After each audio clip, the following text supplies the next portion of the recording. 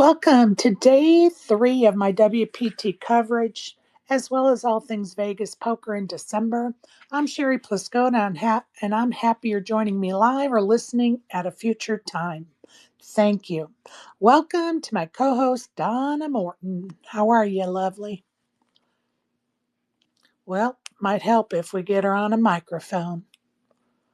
Many thanks to my sponsor, Elevator Results. If you need to lose weight or gain weight, Elevator Results will design a plan for you. Check them out on Twitter or at their site at elevatorresultspt.com. Let's try that again. Welcome, Donna. Hi, sorry I was in the Matrix. That's okay. No worries. How are you? Yeah, I'm good. We start I packing yet? had that should answer your question. I was just going by what you told me, and it was supposed to be yesterday that you started packing. I know. Well, at least I got the spotted dick, so that's a start. Hell yeah. Hell to the yes.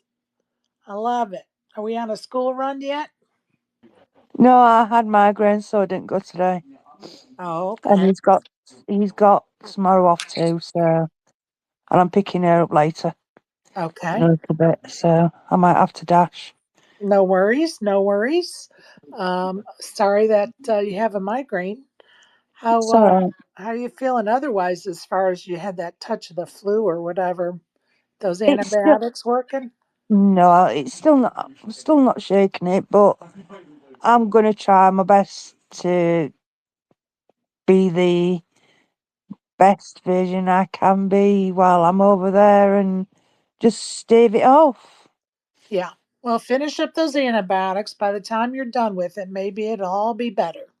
Oh, 100%. I'm not bothered about it. I just want to chill and just like get better. So, lemsippities, I think. Right on. Right on. All right, let's get it rolling. Just a reminder to everyone, you can find the recordings of my past spaces on my YouTube channel at Sherry Pluskota 9212.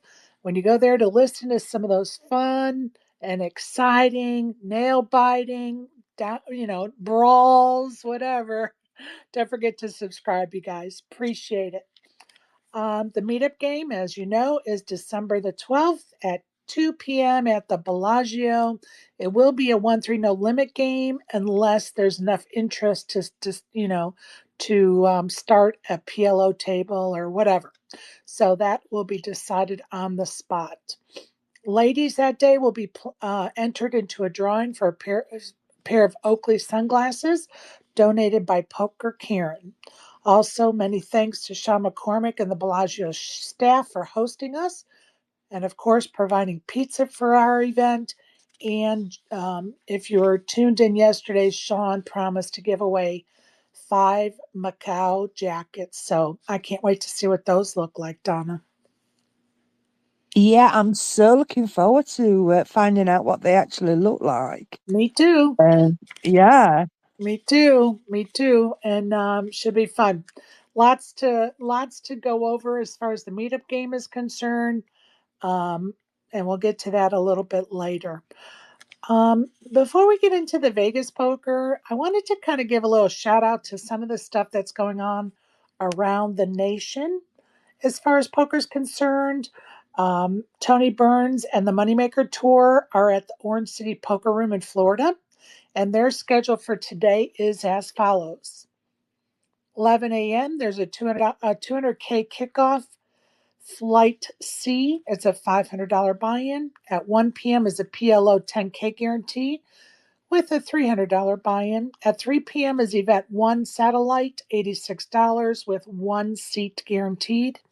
At 5 p.m. is Flight 1D for the 200K kickoff, again a $500 buy-in. At 8 p.m. is an Event 1 Satty, $86 buy-in, again a 1 seat guarantee. And our friend Jeremy over at the States Poker Tour has several series going on this week. There's one at the Hollywood Casino in Columbus, Ohio, and their schedule for the day is at 12:15, milestone satellite. 1 in at 5 will advance to event 1, which is a $400 buy-in monster stack. At 3:15, event number 1 is the $400 monster stack, 100K guarantee. At 7:15 is event number 2, which is a $200 ultimate stack no limit tournament. Over at Harrah's, Cherokee, North Carolina, which I consider my home poker room, the WSOP has a circuit event going on there right now. Today's schedule is as follows. At 11 a.m. is the $1,100 no limit flight B with a 300K guarantee. At 3 p.m. is a $400 no limit 50K guarantee. At 6 p.m. is an $800 buy-in pot limit Omaha with a 50K guarantee. Tomorrow is their ladies event at 10 a.m. It's a $300 buy-in, 20K guarantee, 20K starting stack with 30-minute blinds. So that's what's going on at that circuit event in Harrah's, Cherokee, North Carolina. And the last one I'm going to cover is our friend Justin Hammer has the Poker Atlas series running in Austin, Texas at the Texas Card House. Their schedule is as follows for today. 11 a.m. is event number 2, flight 2D, 250K guarantee, stocking stuff for a $300 no limit tournament. 3 p.m. is event number 3, $400 pot limit Big O, 10K guarantee. 5 p.m. is event number 2, flight 2E of that stocking stuffer, which again has a $300 buy-in. 9 p.m. satellite, title event number 1 in 6 milestone, $120 buy-in, 15K stack, 15-minute blind. So that's definitely a turbo satellite. Shortly, Gary from Kondler Associates will be joining us to talk about poker taxation, TIN numbers, and whatever questions you may need answered. So he should be joining us shortly. Now that we got poker around the world, or should I say the U.S., some of it covered, let's move on to what's going on at the Wynn currently. Event number 1, which was an '08 $600 buy-in with a 50K guarantee, crowned a winner, and that winner was Jonathan Brinneman. Brinneman, I believe is how you say his last name, who bested 160 other players to take home over 21K for his efforts. Yesterday, I also saw Flight 1C and Flight 1D of event number 2, which was that $800 no limit tournament with a $1 million guarantee. Flight 1C had 590 entries, which was the biggest thus far. 73 moved into day 2, and the clock paused at level 16, which was 6K, 12K, 12K. Flight 1D had 378 entries, 46 moved on to day 2, and that clock paused at level 15, 5K, 10K, 10K. Event number 3 also kicked off yesterday. It was a $600 horse, 50K guarantee. There were 154 entries. They did crown a winner, but it wasn't posted on Poker Atlas or on any of the WPT socials. So as soon as they post that, we'll be able to announce it. Probably we'll have it by tomorrow morning. So that's what's going on, or what happened yesterday at the Wynn. Pardon me. Let's look at what's going on today at the Wynn. And today is Thursday. I don't know why I keep thinking it's Friday, you guys. Sorry. Today at the Wynn, Stop. or I know, right, is day 1E of that $800 no limit tournament, $1 million guarantee. That starts at 11 a.m. And then at 7 p.m. is a day 1F of that same tournament. So that's what's going on at the Wynn. At the Orleans today, they have 11 o'clock $300 monster stack 30K guarantee. 4 p.m. a $240 Omaha 8 stud 8 10K guarantee. 6 p.m. has a $200 no limit super stack, 15K guarantee. And again, that's at the Orleans. Over at the Venetian, they have a 10-10 tournament. 10 minutes after 10 a.m. tournament is their $600 buy-in seniors event. Then at 6:10 p.m. is their bounty tournament. It's a $200 buy-in, has a 10K guarantee. Then at 11:10 a.m. is their $1,100 buy-in monster stack. It's a one-day event. That's at 11:10, and that's a $100,000 guarantee. That's what's going on at the Venetian. Let's look at what's going on over at the Aria today. Is there mystery bounty? It's an $800 buy-in. Starts at 8 a.m. It's a $30,000 or 30K starting stack, 30-minute blinds, $100,000 guarantee. That's at the Aria at 11 o'clock, and that's their mystery bounty. Donna, you want to tell us what's happening over at South Point? Of course, my dear. Right, it's Thursday, isn't it? Right on, sister. Right. At 10:05, we've got the $100 no limit hold'em, $7,500 guarantee. At 2:05, we've got the $100 no limit turbo bounty with the $25 guarantee bounty for 3,000. We have the 6:05 $100 no limit hold'em for $6,000 guarantee, and my favourite of all favourites is the 10:05 $100 no limit turbo, which is the $2,000 guarantee. Awesome. Thank you for that. Um, Again, those are, the tournaments happening around Las Vegas. And if somebody has anything else they want to bring up as far as tournaments are concerned, any topic, we're open for it. Even when we don't even realize we're open for it, we're open for it. So don't be afraid to speak up, bring your topics, whatever, your concerns. We love those conversation starters, no matter where they take us. So, happy that you can join us for sure. Donna, what are you most looking forward to in Vegas? Um, Apart from seeing you, Hell yeah. um, there's just so much. I mean, meeting people that from spaces that I've never met, that I've been talking to for a while, that's going to be fantastic.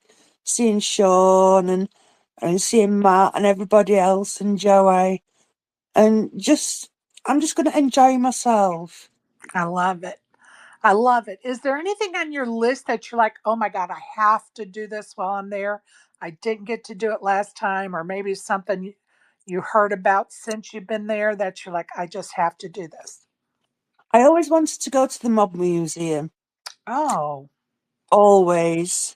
That's been one thing on my bucket list. I mean, I've done the Tigers, I did the Mirage.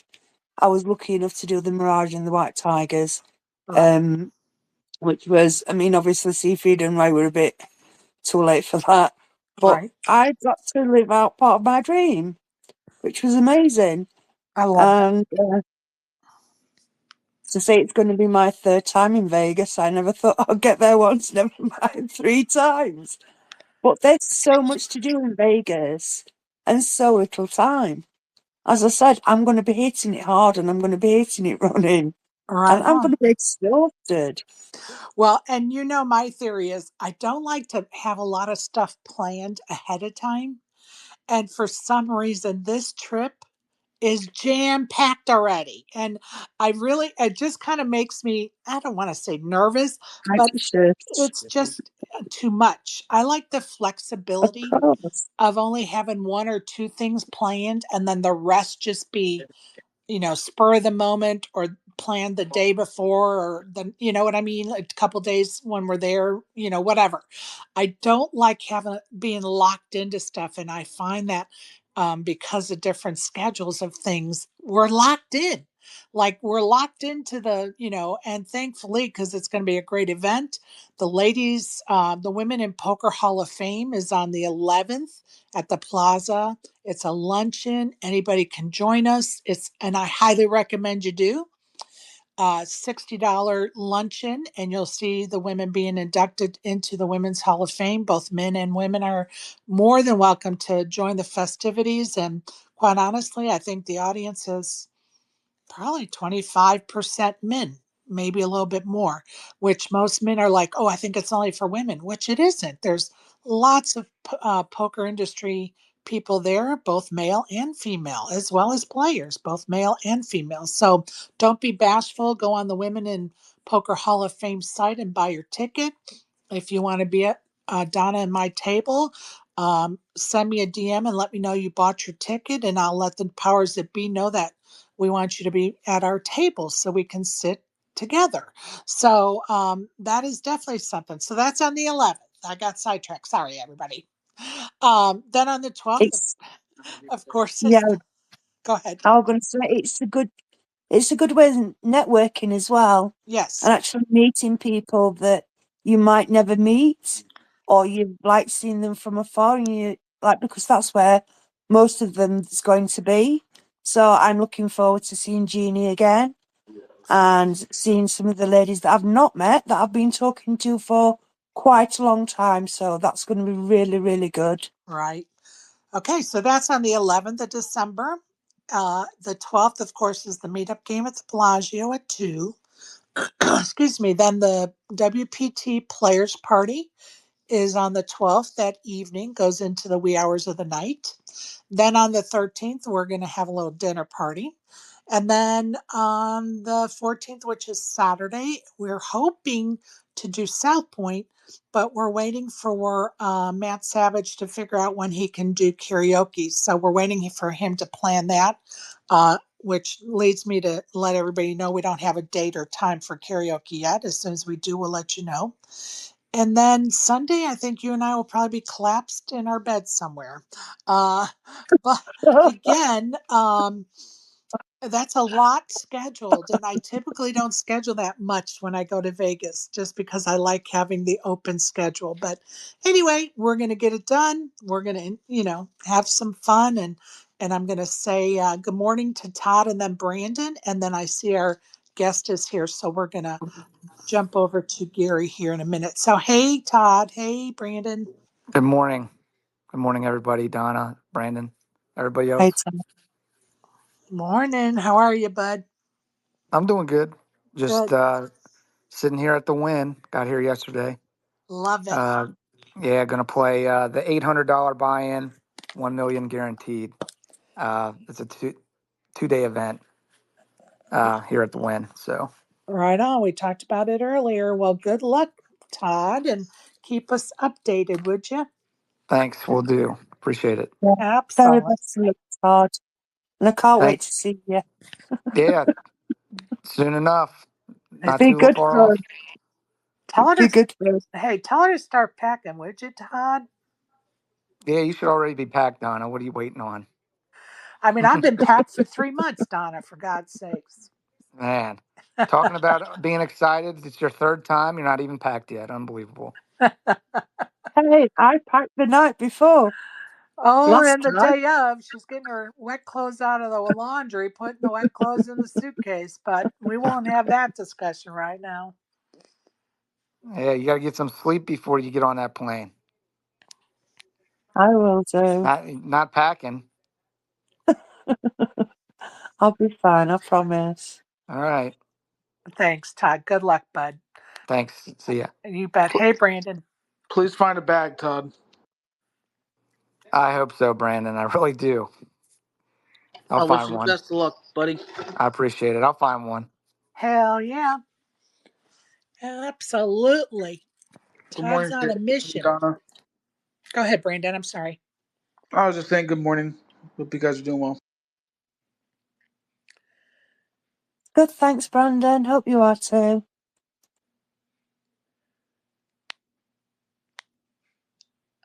Well, I was waiting for Brandon. I guess that was it, Brandon. I didn't want to cut you off again. No, Yeah, that's okay. fine. No worries, bud. No worries. I just want to make sure you had a opportunity. And as long as we're talking about the win and what's going on, um, I posted a staking for the women's tournament for me. If anybody's interested, send me a DM. I normally keep that to a small group of people, but some jackass bully in spaces thought they should share my information on Twitter. So, guess what? I'm going to share my own information. So, if you'd like to help stake me for that tournament, just DM me and we'll get it taken care of. So, thank you. And I see Gary has joined the panel. Gary, how are Hi, you? hi Sherry. How are you today? Thank you so much for having us today. Really Well, appreciate it. I'm glad you can join us. When I saw your tweet the other day, I was like, you know what?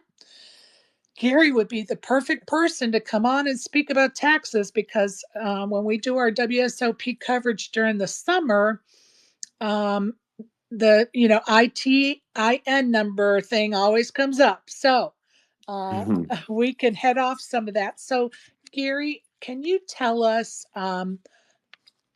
the business you're in and the services you provide, and then we'll go from there. Yeah, absolutely. So, my name is Gary Kondler. I work at a firm here in Las Vegas called Kondler and Associates, and we have had some tax firms around the country for the last 20, 30 years. And then once I kind of got out of college, I was, that person that was just on absolute poker, just grinding away in college. Ended up moving to Vegas, and then around the Black Friday time, and then what ended up happening is I made a deep run in a World Series event one time, and when I kind of got to the final table, realized that not too many people had a good understanding of gambling taxation. So we pretty much just set up a booth down at the World Series one year. Had no idea if anyone was ever even going to come, but it's been absolutely incredible since we started about 10 years ago. And, ever since the COVID times with all the gambling and sports betting popping up in the country, it's really been a cool little niche to get into just to really be able to help people out because so many people are in very unique situations. There's always winners and losers, but then there's always different aspects that will affect tax returns in negative ways. And it's been just great to be here in the industry just to assist people just start to navigate this. So it's been great. We set up the idea more on a US side and then quickly learned that we were going to be going right into more of an needing an international piece of that as well. So we've seen it all. I've been through it all, and we just like being able to provide and educate our clients on really just how to navigate this. So it's pretty much just a brief overview of just where the firm is at right now, and we really can kind of get into both avenues here, but we can always have Q&A or whatever Sure, works for sure. most people here as well. Well, and I appreciate that overview. And as you were talking, the thing that came to my mind immediately is, you know, we that live here in the United States, we all have our own view of what we have to do for taxes, right? And so, can you just, for just a brief moment, because we do have some international listeners too, but I think we Americans sometimes don't understand how difficult or how complicated it could be for an international as far as taxes. So, can you just give a little bird's eye view of maybe the difference between an international and our tax system and just a US citizen? Yeah, absolutely. So, where this situation gets very interesting, if we view the international aspect of this, is that for the most part, any international player holding a passport that comes in, registers their player card under that passport, whenever they really cash a tournament out of more than 5K netted. For the most part, they are going to be receiving a tax form where 30% of the winnings are going to be withheld from them. Now, there is a big distinction in international tax of understanding who will have the 30% withheld and who will not. So, for the most part, we would like to break those up. And that's kind of what we call tax treaty countries and non tax treaty countries. Because if you are from a treaty country, that means that the United States has an agreement with that foreign country where they cannot withhold 30% of taxes. So some of your tax treaty countries, for the majority, is going to be like the UK, France, Germany, and there's probably about 10 other more where if you do win and hold a passport under that country, they will not withhold. Now, where it got very interesting was about 2 years ago at the World Series of Poker.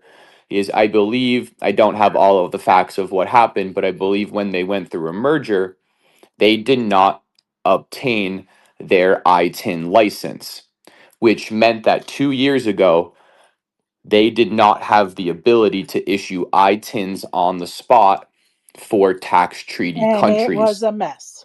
It was an absolute mess. I remember. And we just had so many people coming up to the booth, and I fully understand their concern and their frustration with the process, because it is a big deal to have the 30% withheld, because you're probably not seeing that money for 12 to 18 months, in all honesty. Right. And to leave Vegas, leaving 30% here, especially on a break even year or maybe even in a losing year, creates massive headaches for for some players. So luckily, um this year, it was about the second week of the World Series, uh Paris was able to fix the issue, meaning that if you were from, let's just say, the UK, and you won, over, and it triggered a tax form, they were able to issue ITINs right on the spot for you. But they will only issue ITINs on the spot if you hold a passport from a tax treaty country. If you're from any other country, let's say Brazil, Argentina, they will just take the 30% off. They will not issue you an ITIN. And that's where, our firm gets involved to really help assist these players in obtaining an ITIN and then putting in their tax return to claim some of the refund back. Awesome. Now, you mentioned the booth at the WSOP, which of course I've seen you there. Um, I believe you have a booth at the Win currently. And if so, I saw a tweet that you're gonna, meet with people if they want to make an appointment. So walk us through that process. Yes. Yeah. So we're not, when, it comes down to really the hosting party being the WPT, and they're not taking vendors on this year, nor have they really have in the past. So we'll be down there playing in a lot of tournaments and stuff. So I'll be down there kind of every day, and, we'll just meet with people just off the side, just to do some consultations, tax planning, see what's going on in the year. This is a perfect time for that. So that's just, it's always nice to be able to put a face to a name, especially when, I'm working with players all over the country and, never really see them on a day-to-day basis. So that's kind of what we're looking to do there. We would have loved to have had a booth down there. Just to assist at year end, as a lot of times during World Series, we fully understand that the last thing people want to be thinking about is taxes in June. So sometimes when it's deep into December, that's a better spot to start talking about it. But that's okay. That's just what their rules are. But we're really here just to provide tailor a service to whatever anyone needs down there. Okay, so I just want to be clear for our listeners. So, Mhm. if say I called your office and said, "Hey, I'm at the Win this week. Can we meet?" You're going to be able to meet with me at the Win. Absolutely, Okay. absolutely. So, That's exactly, okay, I yeah, just want everybody, to be clear, and so we can pass that information on if it comes up for sure. yeah. And folks can get their ITN number at the Win this year. Everything's copacetic with that, I'm assuming. Yeah, so if you're from the tax treaty country, they will issue you the ITIN. If you're not from a tax treaty country, then you can, just grab our information and we can assist you with the process. Now, the process that I like to tell people is really just a two-step process. you need to obtain an ITIN number, which just think of it like a social security number. And once you have that number, then you're eligible to go do a United States tax return. Now, there is a big difference here, and it's one important thing that I do want people to understand is that when you are obtaining an ITIN number from whether it's through me or through another company, you always want to make sure that the issuing body of the ITIN is what's called a certified accepting agent, because you will see some cheaper prices for people that do not hold that license. Luckily we do, but if you go to someone where they don't have that license, you will have to mail in your passport and probably be without it for 3 to 4 months, which nobody wants right now. That is a great point to make sure our listeners know about. So thank you for that. I'm going to stop this discussion for a minute because one of our listeners has come up as a speaker and he probably has a question or comment for you. So go ahead, ASG. Yeah, so I just subscribed this year to Club WPT, and I was just curious if you have had people who have dealt with this. That I don't know if it's going to be the same thing with Global and WPT Gold, but Club WPT is under the sweepstakes model. So I think the tax forms I'm going to get are not gambling tax forms, but instead are going to be some other kind of tax forms. Yeah, do you know anything about that? Yeah, great question. Now you're going to start to see in this realm right now is a lot of social casinos and sweepstakes casinos are starting to pop up. Where you're taking cash, you're buying some coins, putting the coins on the account, and then really not gambling with cash, and then you're reversing it out into your bank account. So one of the most important things is really starting to understand what type of tax forms you're receiving for your gambling income. So for the most part, from legalized websites and from the casinos, hey, most of our US people are going to see W2Gs.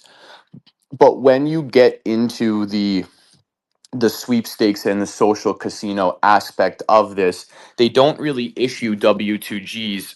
They instead will issue a 1099 miscellaneous. Now, you'll start to see a lot of different rules on the IRS's website and some random websites out there that are starting to populate about how sweepstake income should be classified. But for the most part, we really just want to be treating this income really as gambling income, because we're always going to be having sources of our winnings, which could be coming from 10 different avenues, whether it's from cash games, tournaments, slot play, maybe some of these social casinos as well, Club WPT. But for the most part, we really just want to be putting all of that income and treating it like gambling income. The form that they'll probably be giving, and I haven't really been able to confirm the WPT forms yet, but I'm assuming they're probably going to issue them as 1099 miscellaneouses, which a 1099 miscellaneous can still be coded into the gambling income box. But one thing that I just want to note to people is that there is a big difference between Form 1099 miscellaneous and 1099 NEC, which would be subject to self-employment tax. For the most part, you're just going to see miscellaneouses, which is not subject to self-employment tax, which is why it's okay just to go into regular gambling income for now until more rules and regulations come out. We're just really going to treat it all like gambling income for right now. Okay, so am I allowed to deduct my monthly subscription fee from that? Because, yeah, they said once I hit $800 that they were going to give me a tax form at the end of the year. So I still haven't gotten it yet, but I just know I'm going to get one. Yeah, so that's a great question, because and to answer your question, it's really going to come down to the way in which you file your tax return. Because when we deal with, and the brief overview of this, and you'll hear me refer to them here as really just an amateur gambler and a professional gambler. So for the most part, the amateur gambler is just going to be able to take gambling wins minus gambling losses. Now, as we step up one notch and we kick this into a professional gambler, we are going to have two changes here. It is going to go on Schedule C, where the professional gambler can not only deduct gambling losses, but now the professional gambler can deduct expenses as well. The downside to Schedule C as the professional gambler is whatever the net income is not only are you going to be subject to still to federal and state taxes, you also will kick in a 15.3% self-employment tax. So to kind of circle back into your question, the dues and fees, the dues to, have that subscription would more or less be an expense that I would be using as the professional gambler, but I more or less would not view that expense as a gambling loss for the amateur gambler. But again, it's just going to come down to which way you kind of file your taxes. So as you can see, everyone's situation is going to be different. But the amateur gambler is just going to stick to gambling wins and gambling losses. Okay, yeah, I'm definitely an amateur. Thank you. Okay. Thank you for your questions, ASG. Appreciate you. Um, Gary, are you? I know that you presented a seminar for our friends over at Bet Bash. Can you kind of tell us what that looked like? Yeah, Bet Bash was absolutely one of the coolest experience that we've been to recently. Bet Bash is just a conference down. It was at Circa this year, and it was for all of the biggest sports bettors in the world, and they had asked us to come and give a seminar this year to talk taxes. Again, it was one of those things where I just thought, hey, all these people are here to learn sports betting things. Who's gonna want to come to a tax conference? But yeah, overwhelmed by the amount of people that came.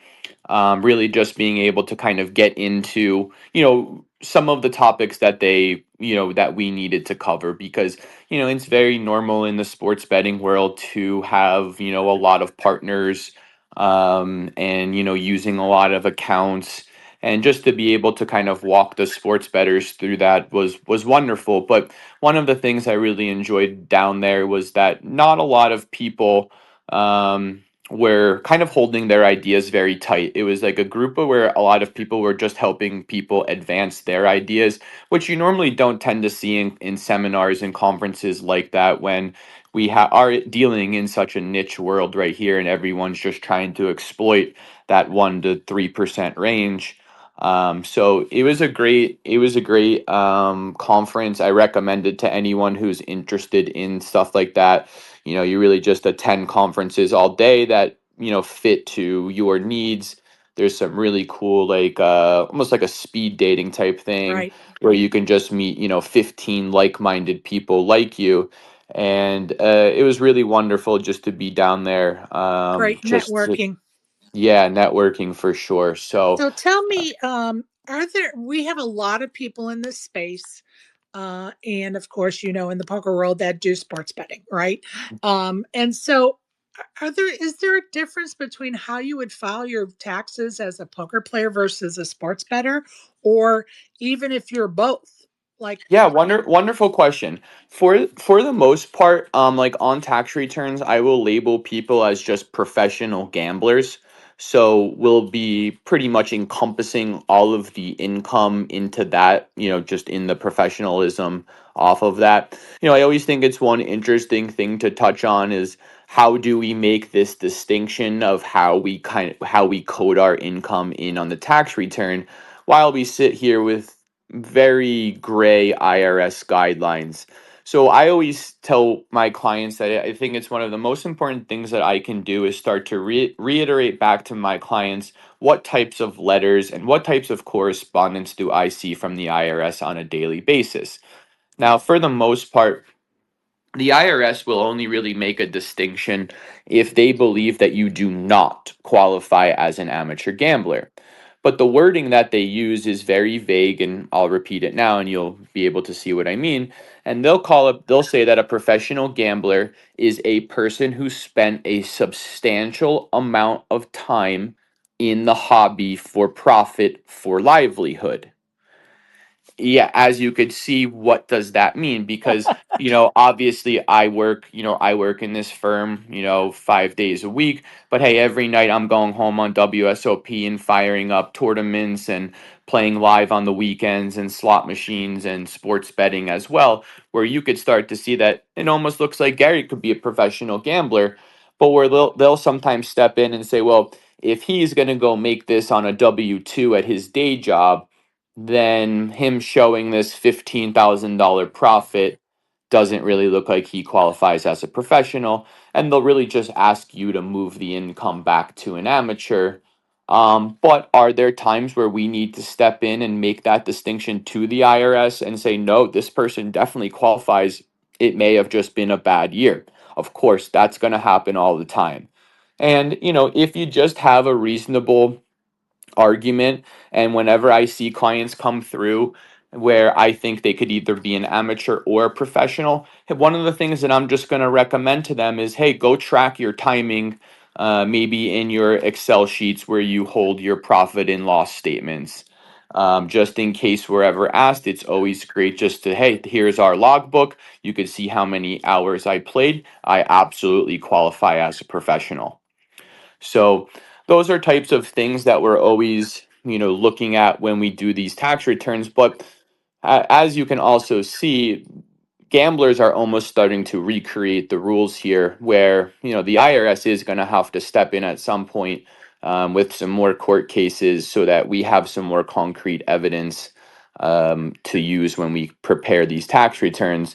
But it's always just about putting our best foot forward, in making a distinction for the client, because there are a lot of reasons sometimes where we do need to qualify clients as professional gamblers, and a lot of that times happens in really just states that do not allow gambling losses at the state level.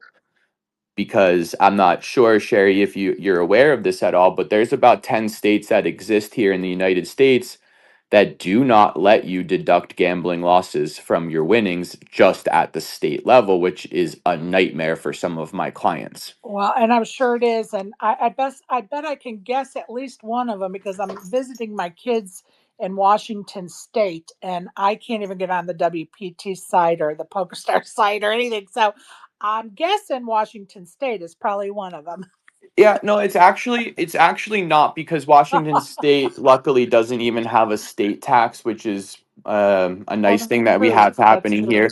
But states that we're kind of looking at with issues like this are Connecticut, Massachusetts, Ohio, Illinois, Indiana, Oh, wow. Oklahoma, North Carolina. So, for instance, I had a client come to me this year. She had $2.5 million of slot W-2Gs coming from the state of Connecticut. And when she went to her tax preparer, he really didn't look the way of filing her income as a professional gambler. She had a small profit, even though she had $2.5 million of W-2Gs. And, when we were able to classify her as a professional gambler on Schedule C, her losses now show up as a business expense and not gambling losses. So she went from a $450,000 tax bill all the way down to dead zero just by changing the classification for her. Well, thank you for that update. And I would have never guessed some of those states, especially because they have casinos and gambling in those states. Um, That's the biggest problem I have with all of this. wow. And the nice thing is we in our firm, we have to always be staying up on all of these tax laws, and I can almost see that law right now being talked about in the House and Senate. It is a big topic on the bill, of switching some of these gambling laws.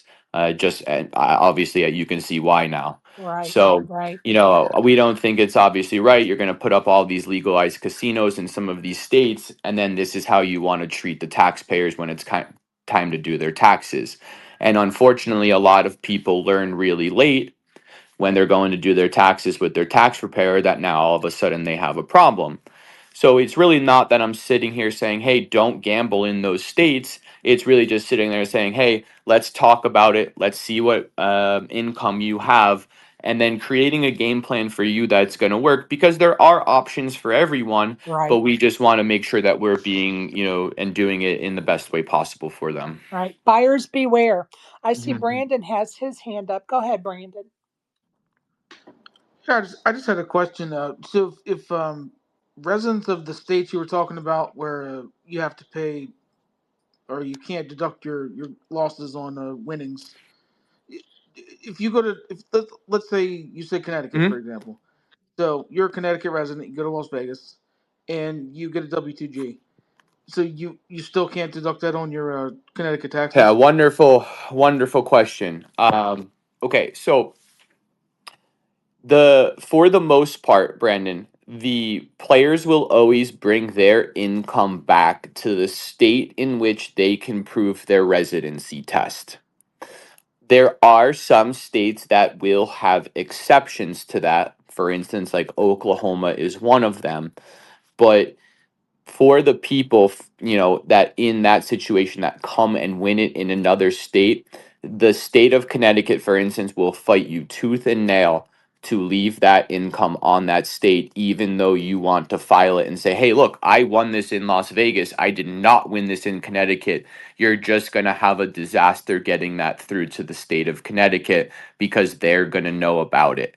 California is like the worst state with this, in all honesty.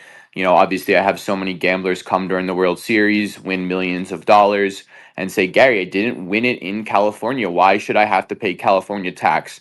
Well, unfortunately, they will say, you are bringing it back to our state, pay us tax where you prove the residency test. There are some exceptions that apply, and sometimes we have to get into the state rules and really see what we can accomplish. So it is, for the most part, a state by state basis. We then just get in there and do some research for you and see what we could get through. It may just come with a lot of explanations to the state, but that's how we would normally handle it in that situation. So if that client you were speaking about that won 2.5 million, if they lived in a state where you can't deduct your, let's say she won 2.5 million, but also lost, Mhm. 2 Yeah, million, and you can't deduct that, so she has to pay tax on the 2.5, but can't deduct the losing on the, let's just say 2 million. That's tough. wild, absolutely wild, and it's a horrible rule. And we so normally when I kind of take in clients, we either figure out a way to either classify them as a professional gambler, or to really try to move some of their gambling into S corporations, and we can clear it that way as well. So it always is an interesting situation. One of the things I do before every phone call I have is really just researching their area code, just to figure out what state they could potentially be from, so that I can have an option for them. But this is why it's nice to exist out in this field, because not every scenario that comes to me is handled in the same exact way. But it's about really just having the information to go off of first, and then we create a game plan and attack as aggressive as possible after that. Wow, thank you for that. And I'm going to be the one that says it. It's not wild that that's Mm. happening. It's Yeah. bullshit that that's happening. But we're going to move on. Yeah, absolutely horrible. That's terrible. Okay, And then so you have a country like Canada that they don't have a windfall tax at all. Right. If you're from Canada, you don't have to pay taxes on Yep. your gambling Yeah. winnings. So as you can see, it's all over the place. For the most, Canada's interesting for the most part, but yeah, no taxes up in Canada. Sometimes they will still see some withholding come through on those. But yeah, no, I fully agree with you. all right. Earlier, you alluded to player's logbook. Let's talk about for a moment, if we could, what can a player do to make their tax preparation easier, as well as your job as a CPA easier?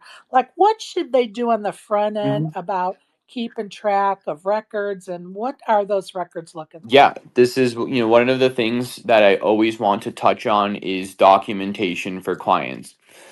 I like to simplify things the most as possible. So, where I want people to always be looking at as they go through this tax documentation is really start asking yourself just two questions. And you'd be shocked to know that I have a lot of gambling clients that do not know the answer to these two questions. But it will go very easily for you if you can answer these two questions. So, question number one would be, what do your tax forms total? It's very important to know because any tax form that goes under your social security number will be sent off to the IRS and they will know about it. Meaning that when your tax return is being reviewed by an algorithm through their system, they will know if you're short a W 2G or not. So if you came to me with $80,000 of income, but your W 2Gs were really $100,000, that is going to get you a letter in the mail from the IRS to say, hey, you did not put this $20,000 on your return, either amend it or here is the tax bill. So, number one, I always want people having a good understanding of what their tax forms total.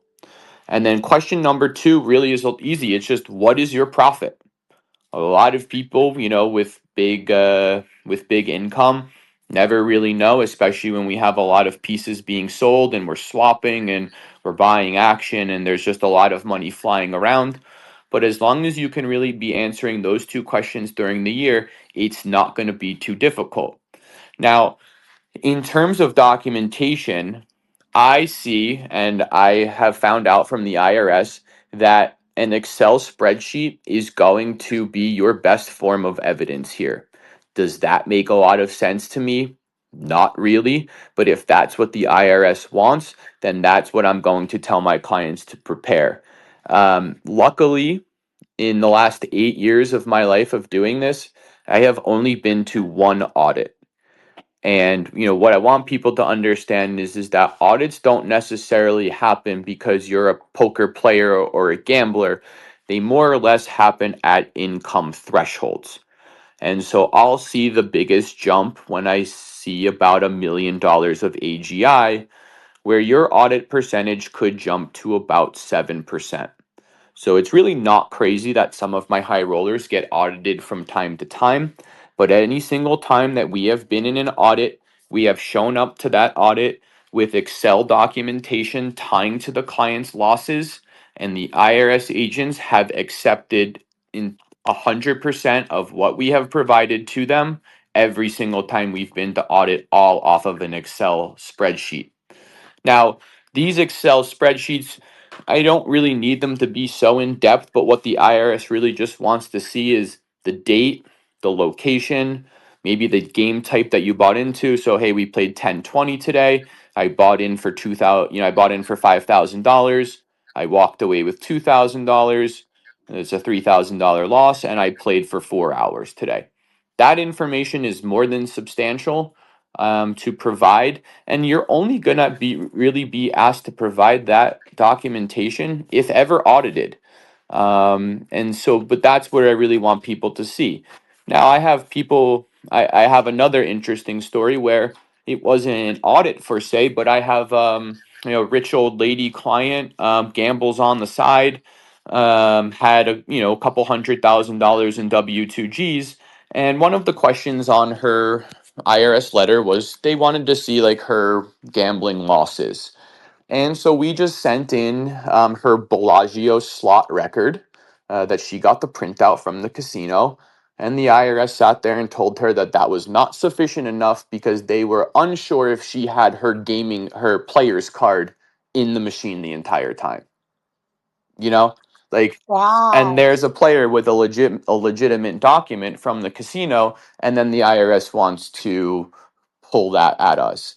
So, we were able to fix the scenario going about it a different way, but this is why I want people to understand, hey, if the IRS wants an Excel spreadsheet, let's give them that if ever asked.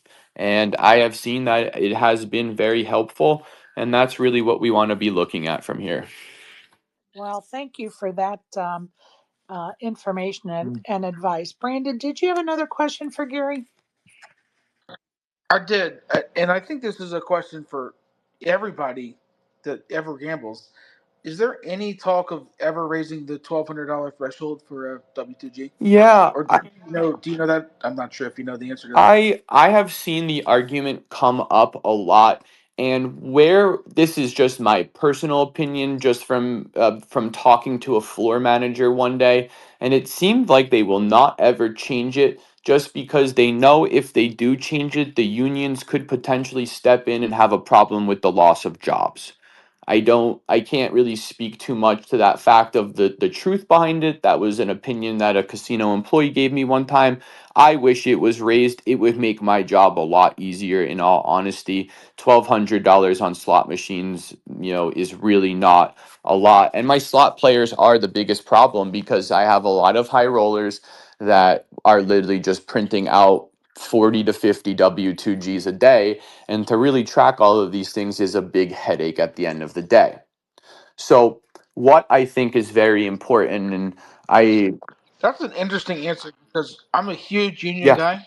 So very funny you said that, but I think the threshold should be raised. But I think you're saying because they have to have a slot attendant come out and right. pay, hand pay the money, Exactly. right? So one of the things that I want people to pay attention to, because this is very important, is that in May of every year, so about a month after the filing date, the IRS will release what is called your wage and income transcript.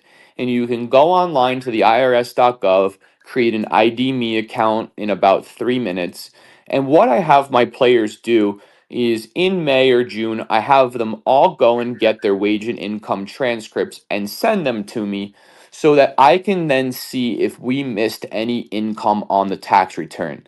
Because it's roughly going to take the IRS about a year to ever send you a letter in regards to your tax return. So, for instance, the letters that are coming through my office right now are actually pretty much mostly 2022 letters, which means that if I can go and amend my client's tax return, simply updating the income and losses, it's a lot better of an easier, it's an easier process than ever receiving an IRS letter in the mail, which will just have a big bill on it and really scare you. We don't want that to ever happen. Those letters are not fun. Just remember they're not audits.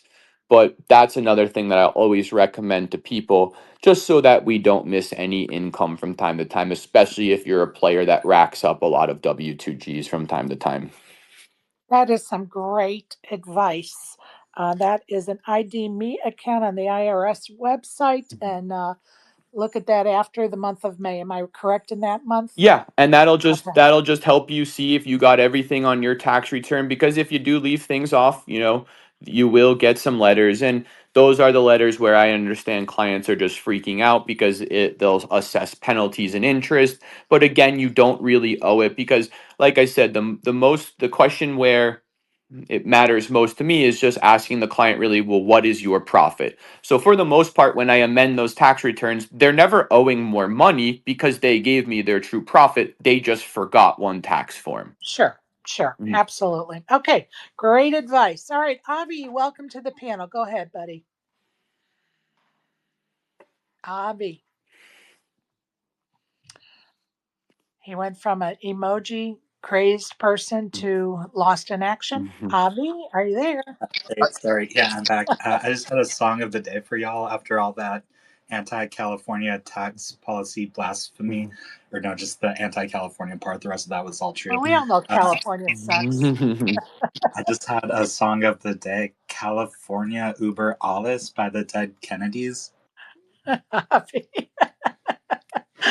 Oh, welcome to Spaces, Gary. I think everybody can agree that if you open your mailbox and you have an envelope in there that says IRS, you about shit your Yep. pants.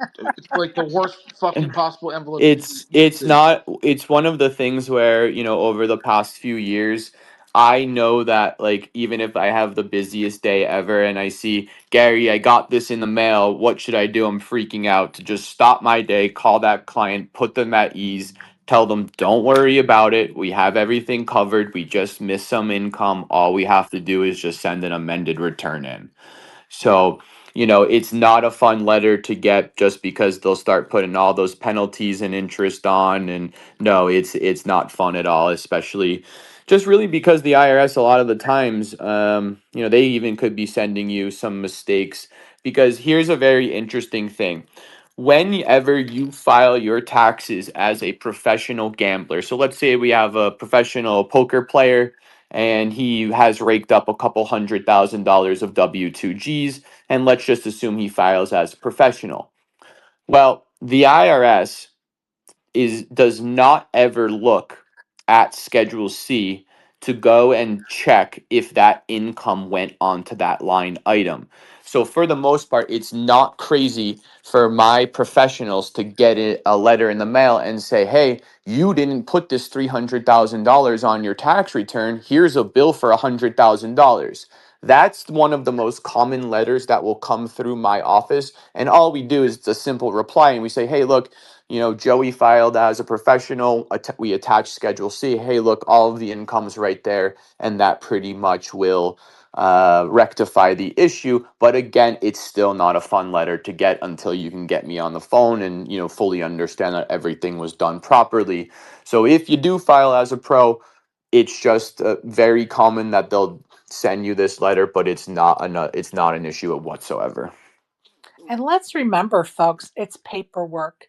Like, I can understand it being a little unnerving that you got the letter, but if you really think about it, it's just paperwork. Like, it's okay. It's not like a cancer diagnosis, right? Which would be devastating. So there's about a perspective, I think, about that letter too. But anyway, um, I I only say that because I travel for work, and one year I filed my taxes and forgot one W-2 that a job I worked in a state that I forgot I Mm, worked in, and they sent me that same letter about a year later, like you said, 18 months yep. maybe. That, oh, you forgot about this, and I'm like, I freaked out when it said IRS. I'm like, oh Yeah, shit. it's not fun. And so I always just kind of urge people, just because also dealing with the IRS is probably the hardest part of my job, just because it'll take you almost, I can have a very easy call to make this morning, and if you get the wrong person on the phone, you could be looking at 2 to 3 hours to wrap up one simple call. So I always kind of urge people, try to do your best if you can make the call yourself, but always having a tax preparer to have your back in a situation like that is great, because you can get on the phone with the IRS and honestly be the smartest person in the room, but they're the one that sent you the letter, and then they'll have no idea what's going on. So it is a very frustrating process to deal with, but we always just want to be responding timely. It's just the only main reason you'll see a lot of people have horror stories is really just because they finally responded to the fourth or fifth letter 18 months later, or whenever they finally got around to find a more threatening letter. So just trying to handle it in timely time frames is the best way to go about it. But if anyone ever has any issues, they can always kind of come to me and we'll figure out how we can settle any of those letters or XYZ. awesome. I know you have a website, and it is called pokertaxsavings.com. Can you tell us what we will find at that website? Yeah, so the website's kind of be going under some construction now, but it's really just like some kind of just information, just high level. Always just trying to get into in this field. As you can see, I started to write blogs and stuff in the past, but a lot of the information just really kind of came redundant. So we always just want to just be keeping up on current tax laws and stuff like that.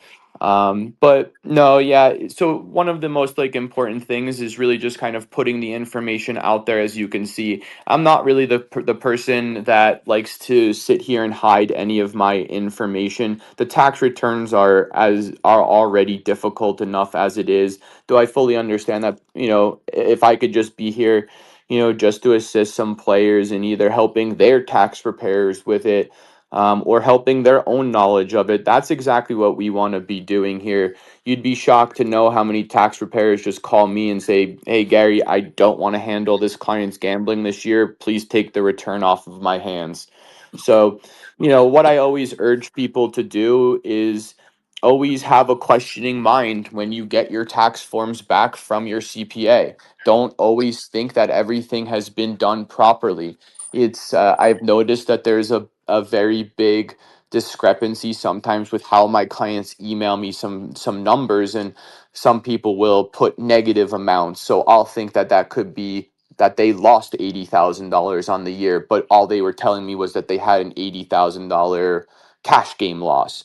So what I always try to do, even though these returns are what I do all day every day, is sending the client an email saying, "Okay, this is what you owe federal. This is what you owe state. I have your gambling profit at $87,000. Does that look correct?" Because when you start to get into tax time, we're running around like crazy every day, and it's really not crazy that numbers can be missed. So always have a questioning mind when you get your documents back from your tax guy, and where you want to be looking at, if you're an amateur or if you're a professional, but make sure the numbers are correct before we sign those paperwork, because I see it happen, all too much. All right, that's some great advice.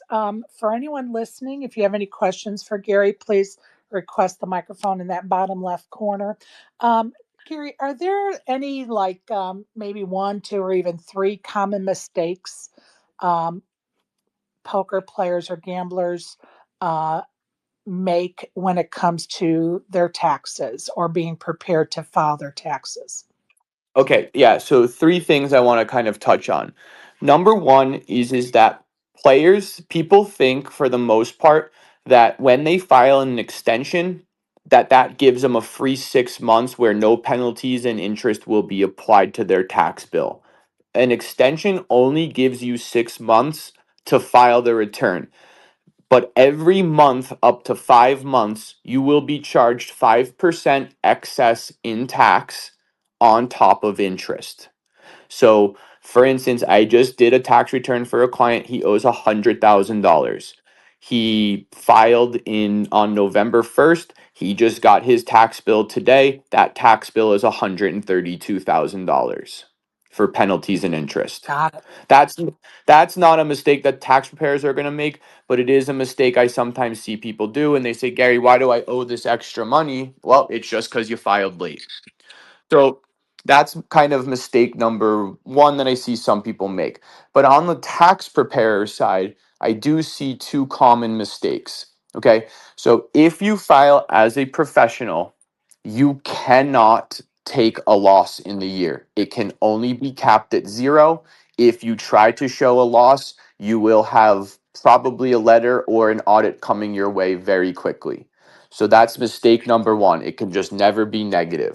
And mistake number two that I see happen, which I don't understand how this happens, but I will see some preparers code income in as an amateur and then also code it in as a professional.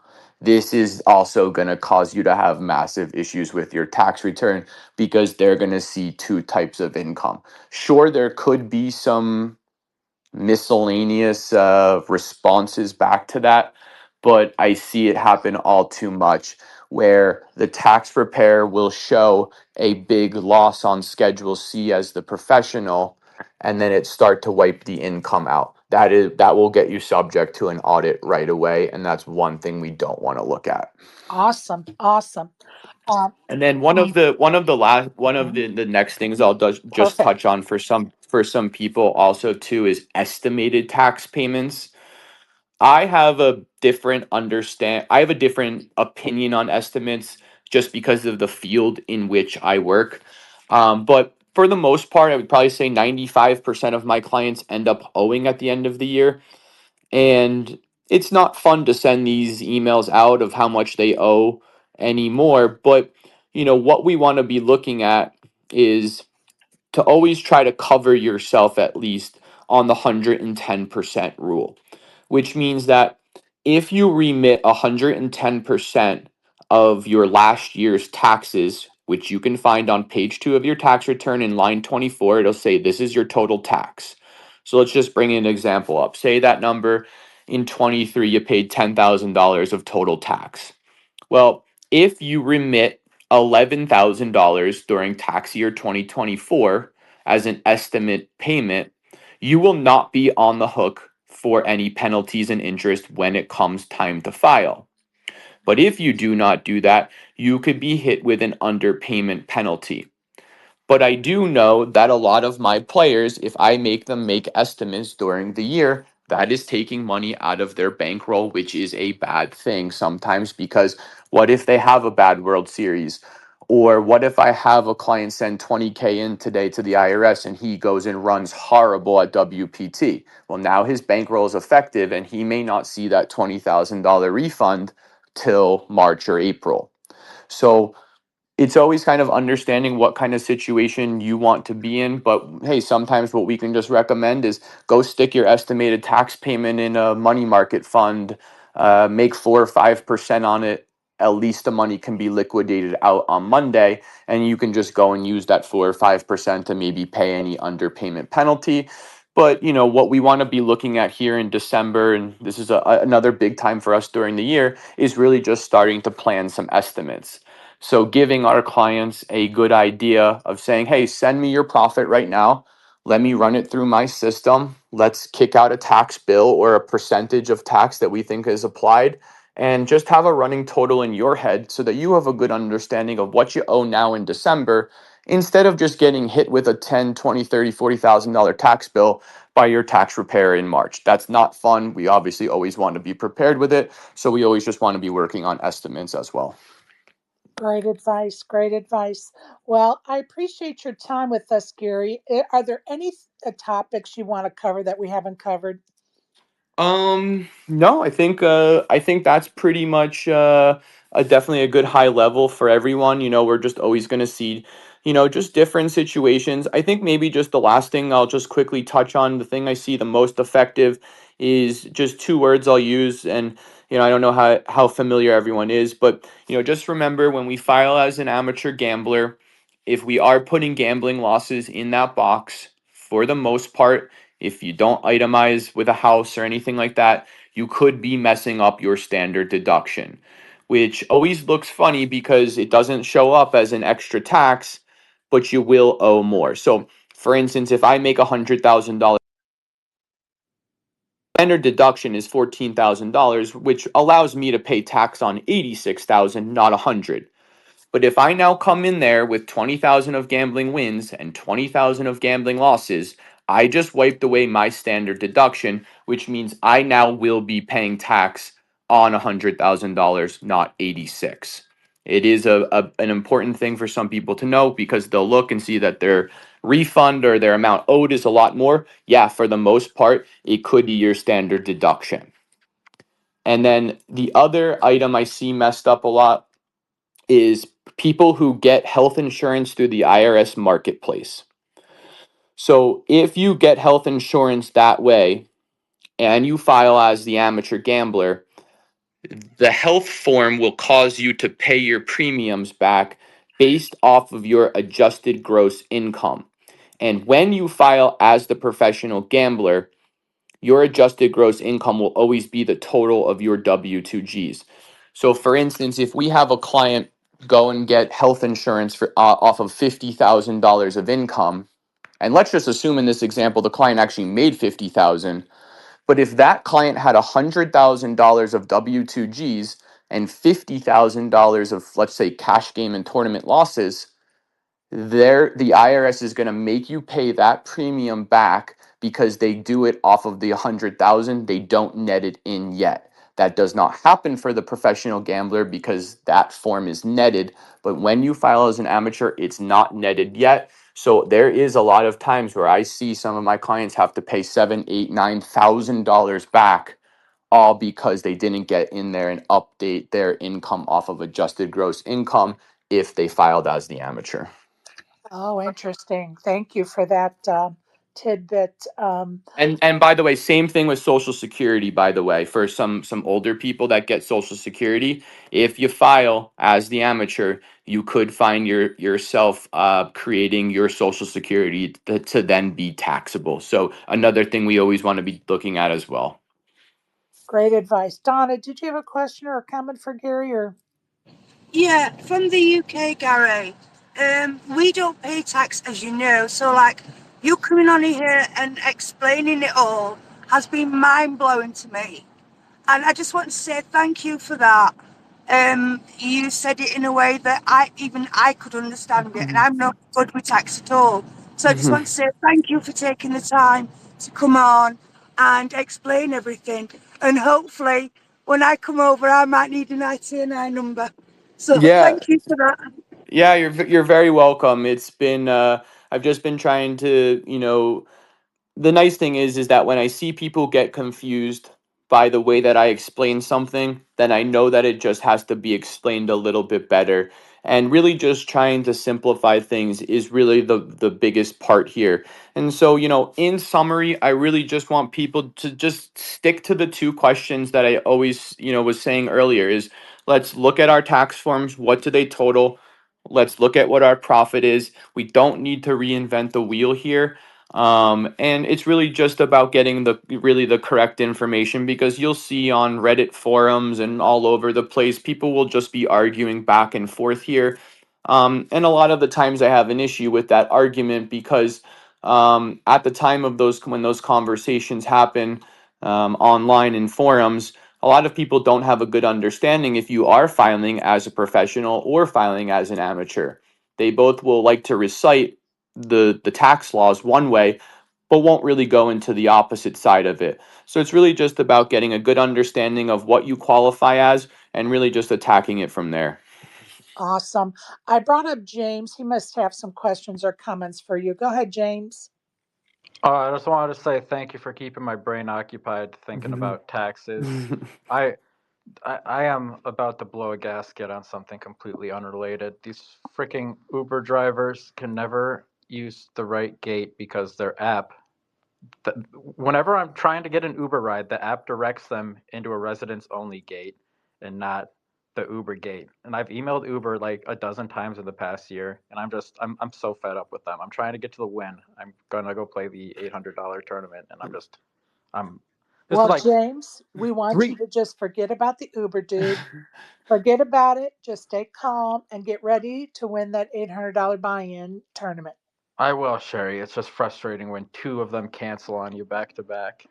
I hear you, bud, and I'm sorry about that. And you know what? That means your day can only go up from here. Up only.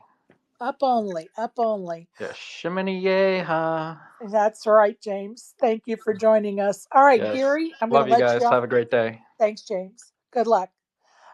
I'm going to let you off the hook. I appreciate you joining us. And again, Gary's going to be at the Win playing this week. If you want to set up a time to talk about your taxes with him, reach out to him, and he'll be happy to do that. So thank you, Gary, for joining us today. You're very welcome. I hope you guys have a great rest of your day, and good luck to everyone playing this week.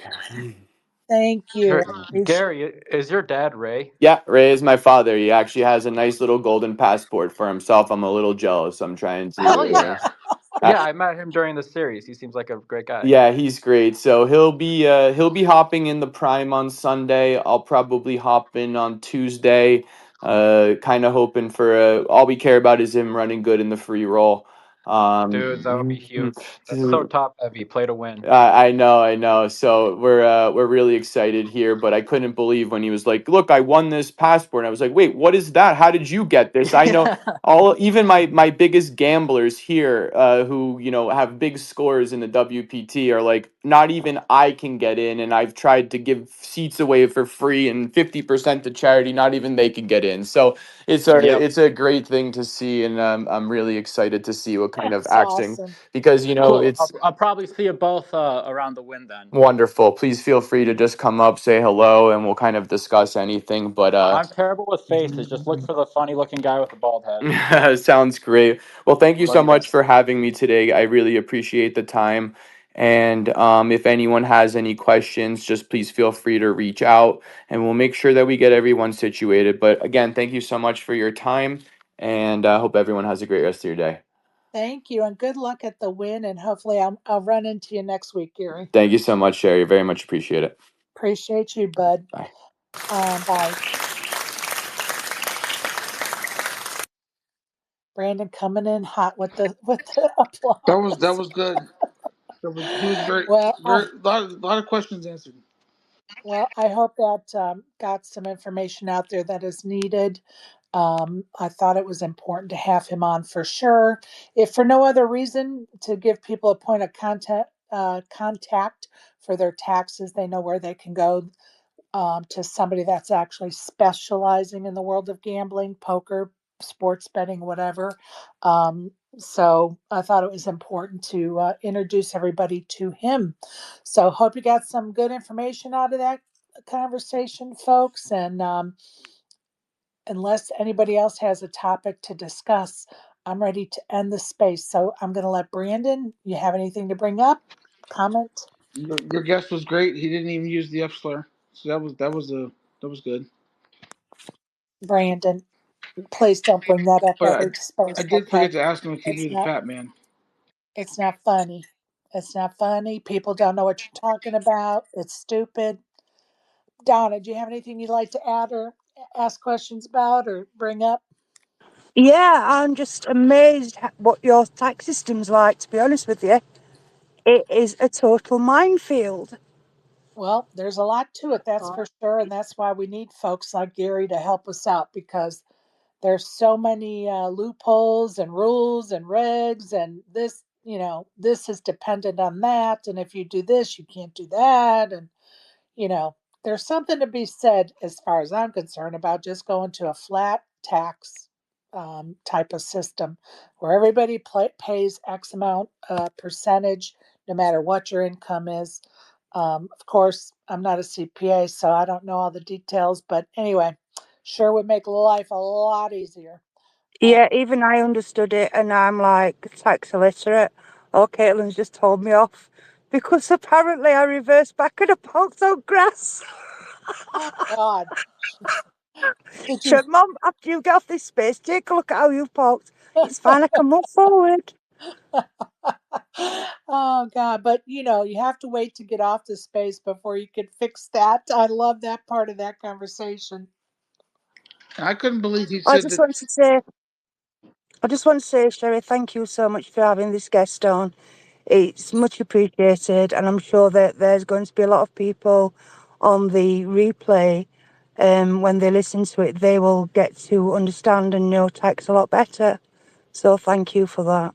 Well, thank you for the kind words. I'm always trying to find information for us so we can learn and, you know, try to put some of those myths to rest if we can, because the more we understand, the better it is for each of us.